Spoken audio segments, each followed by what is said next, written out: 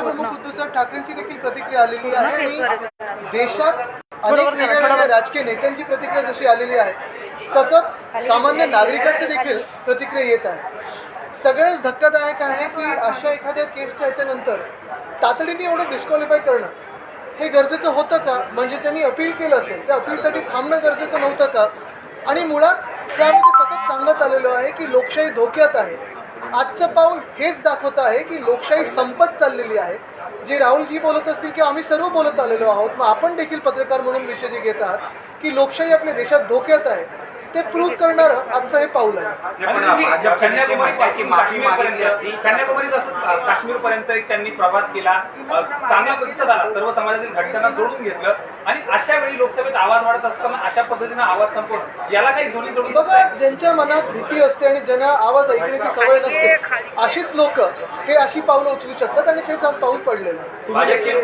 तुम्ही देखील पदयात्रेमध्ये सामील झाला होता आणि हा सगळा प्रतिसाद पाहता केवळ राजकीय सोडापोटी केलेली कारवाई वाटते। ही कारवाई मी नुसतं राहुल गांधी एवढे पद्धत सीमित ठेवणार नाही किंवा एका खासदाराबद्दल सीमित ठेवणार नाही। ही कारवाई एवढंच दाखवते की आपल्या देशातली लोकशाही संपत चाललेली आहे आणि कुठेही आपल्या देशात जे सत्य बोलतात त्यांना स्कोप राहिलेलं नाही। आज हे सगळ्यांसमोर आलेलं। भाजपचे नेते म्हणतात की जर माफी मागितली असती तर कुठेही असा विषय झाला नसता, त्यामुळे माफी मागावी, पण काँग्रेस म्हणते आम्ही रस्त्यावरची लढाई लढायला तयार। महत्त्वाची गोष्ट म्हणजे सत्यासाठी लढताना माफी कोणाची मागायची आणि कशासाठी मागायची हा एक विषय राहतो। आणि दुसरं म्हणजे जर माफी मागितली नाही तर डिस्क्वालिफिकेशन पर्यंत पोहोचायचं का? लोकशाहीचा खून एवढा करण्याचा आज जो काही आपण बघताय जे एक मोठं षड्यंत्र रचलेलं आहे ते सिद्ध होत आहे। आम्ही जे सतत बोलत आलो ते, आणि म्हणून मी हे सतत सांगेन की हा विषय आणि आम्ही जे आज रस्त्यावर आलो ते नुसतं राहुलजींसाठी नाही, आज नुसतं एका खासदारांसाठी नाही, तर देशातल्या लोकशाहीसाठी ही धोक्याची घंटा आहे।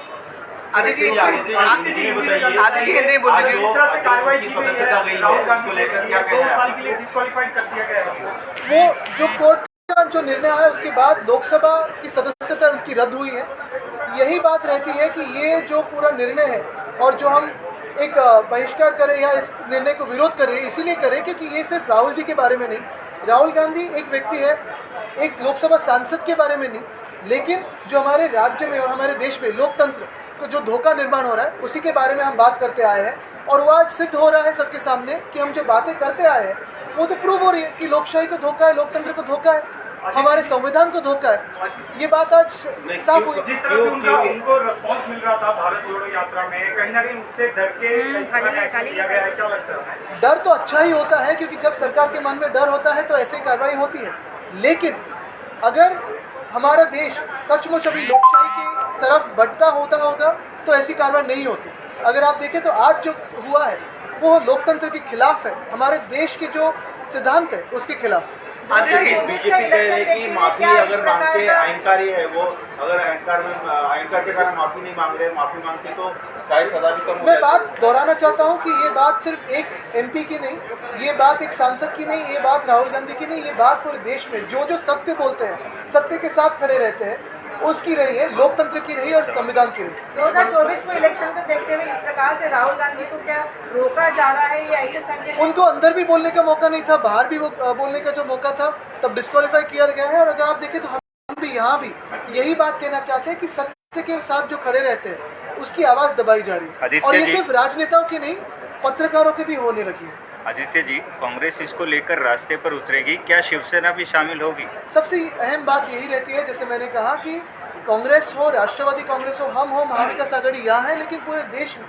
जो भी व्यक्ति सत्य के साथ खड़ा रहना चाहता है, सत्य के लिए लड़ना चाहता है, ये सब के लिए बात समझना ज़रूरी है कि आज हमारे देश में लोकतंत्र और संविधान को धोखा निर्माण हुआ है, सत्यमेव जयते को धोखा निर्माण हो रहा है, और इसी के लिए मुझे लगता है सभी ने लड़ना ज़रूरी है। सर, अशा परिस्थिति में जो क्रिमिनल डिफेमेशन केस था, नॉट अ सिविल वाला, उसमें पहले ये था कि कोई भी अगर उनको सजा सकती है तो उनकी संस्था पे खतरा था।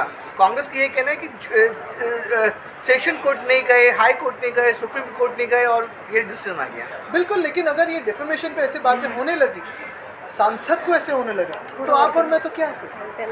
आपको लगता है कि जल्दबाजी हो गई इसमें थोड़ा सा? क्योंकि जल्दबाजी नहीं, ये तो प्लान है कि लोकशाही लोकतंत्र को खत्म करने का जो प्लान है वो आज सिद्ध हो रहा है।